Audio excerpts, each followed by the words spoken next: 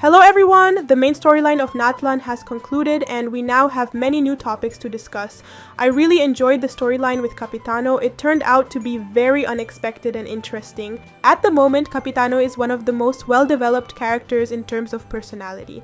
Capitano was shown not just as a character with immense strength, but also as someone who can be vulnerable and sensitive in certain ways. He was also portrayed as a character who keeps his word, possesses a strong spirit, and embodies nobility. The only thing that remains unclear is why Capitano joined the Fatui, as his main goal doesn't align with the organization's objectives. The storyline involving the Abyss in Update 5.3, in my opinion, turned out to be less intense. After the large-scale confrontation with the Abyss that we saw in 5.1, I was expecting something equally emotionally charged. However, the ending with Capitano definitely delivered the expected emotions from the new update. Let's quickly go over the events that have taken place. Essentially, the main part of the story begins when we obtain an ancient name, which translates to hope.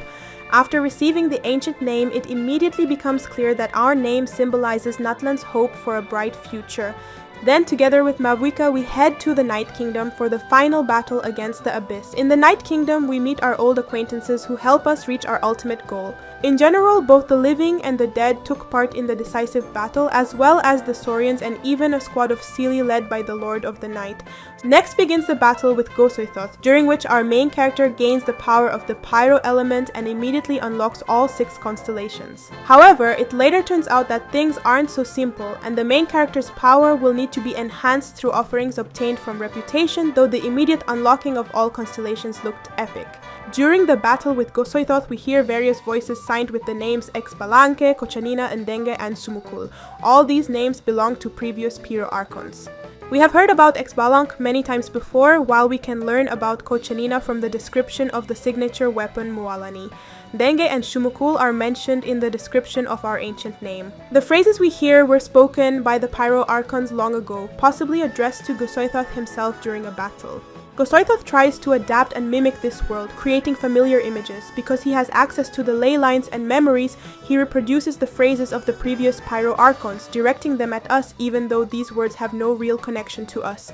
As the battle progresses, Gosoythoth creates an egg from which the Pyro Dragon Xiuhkotl emerges. From the description of this boss, we learn that the dragon once fought against the Abyss but has now become part of it. The description also states that the dragon is not just an image recreated by Gosoythoth, but partially contains the will of the real Pyro Dragon.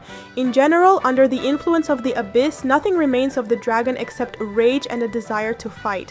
Perhaps because the Pyro Dragon is actually alive, but under the influence of the Abyss, it cannot be reborn like other elemental dragons. But let's return to the battle. During the fight, Mavuika is transported to another location where Gosoythoth reprimands her for bringing the Descended to this battle. He directly states that the life of the Descended is worth far more than Mavuika realizes. He also says that she is destroying the hope of this world with her own hands. By the hope of this world, he is referring to our main protagonist. This is very interesting because the Abyss itself calls us the hope, implying that it has some understanding of our potential future actions. After this dialogue, Mavuika and the main protagonist defeat Gosoythoth and return. Upon returning, the main character receives an overwhelming amount of praise from the people of Natlan. This is actually quite surprising compared to other regions. Despite the fact that we participated in the most intense events everywhere, this level of admiration is something we're experiencing for the first time. From this, we understand that the people of Natlan know how to fight, celebrate, and express gratitude, which gives the impression that the inhabitants of these lands are deeply involved and united. Towards the end of the celebration held in our honor, Citlali arrives and says that in her visions nothing has changed and Mavuika still must die. After the conversation, we head to Ochkanatlan, where Mavuika is currently located.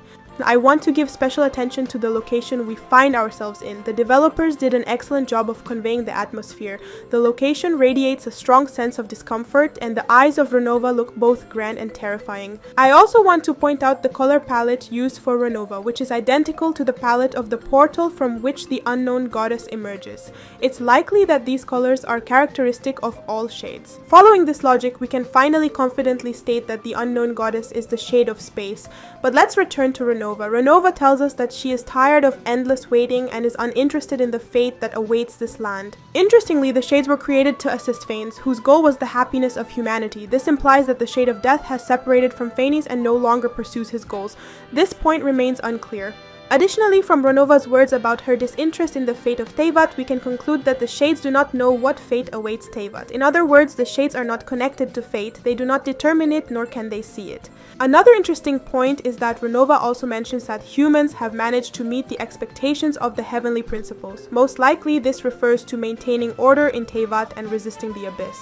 It's quite strange that she praises humans, especially since in Fontaine, power has returned to its original owner, the Hydro Dragon, even though the Heavenly Principles itself took that power from the dragons. Yes, and the Tsaritsa, gathering gnosis from all regions, clearly violates the rules of the Heavenly Principles. Based on Mavuika's words, we understand that the problem with the Abyss has only been temporarily resolved, since the Lord of the Night is dying, and with her, the Night Kingdom, which protects Natlan from the Abyss, is also dying. Mavuika decides to merge with the Lord of the Night, thereby extending the Lord of the Night's life by 200 to 300 years, and in doing so repaying her debt to Ronova. But then comes Capitano, who has long been seeking death and the peace of his comrades' souls. We learned that in Khaenri'ah there was a technology that allowed the transformation of memories and souls into knowledge from the ley lines. Using this technology, Capitano absorbed the souls of his comrades, who could not find peace in the usual way. Souls that do not enter the ley lines begin to suffer and scream in agony over time, and within Capitano there were many such souls, which for 500 years did not calm down for a single moment, not even allowing him to sleep.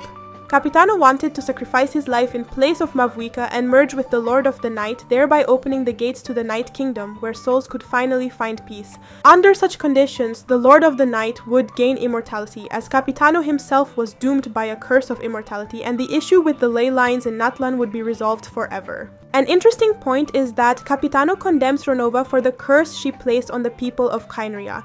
He says that because of the actions of 5 sinners, all the people of Khaenri'ah suffered, which is unjust. But why does Ronova pay attention to Capitano if the debt was supposed to be paid by the Pyro Archon? The Lord of the Night says that Capitano's life has the same value as Mavuika's. Perhaps Ronova simply needed to sacrifice a highly moral and outstanding hero. But with Capitano, things are not so simple, and Ronova faces a contradiction. She cannot kill him because she herself placed the curse of immortality on him, yet she needs to repay the debt. In the end, Ronova says that the curse cannot be lifted and gives Capitano a choice, allowing him to decide how to proceed in this situation. Capitano merges with the Lord of the Night, granting her immortality, while he finally finds peace for himself and the souls within him. In the end, Natlan is fully protected from the Abyss, and Capitano at last finds rest. At the end of the story, as per tradition, we speak with the Archon and ask questions that interest us. Mavuika told us that any attempt by humans to harness the power of the Abyss is harshly punished by the heavenly principles. She says that this brings much sorrow and hatred, but she refrains from judging who is right or wrong. Mavuika also mentioned that the Tsaritsa will not give up on her goal of claiming the last Archon's gnosis, so another harbinger will come in place of Capitano. The last question that intrigued me was about the false sky that Mavuika shattered. The Pyro Archon shared with us that she managed to uncover information about the shattered moon. It turns out that this is a technology of the ancient dragons. Dottore, whose base is located in Nordkrai, has taken an interest in this technology. Nordkrai is our next destination, so a confrontation with Dottore is inevitable. It is likely that in future updates, we will delve into what the moons are, who they belong to, and what role they play in the history of Teyvat. Well, that's the end of my story. Thanks for watching. Write in the comments what you think about update 5.3. Subscribe to my channel. It gives me more motivation to make videos more often and make them more interesting. See you soon, friends.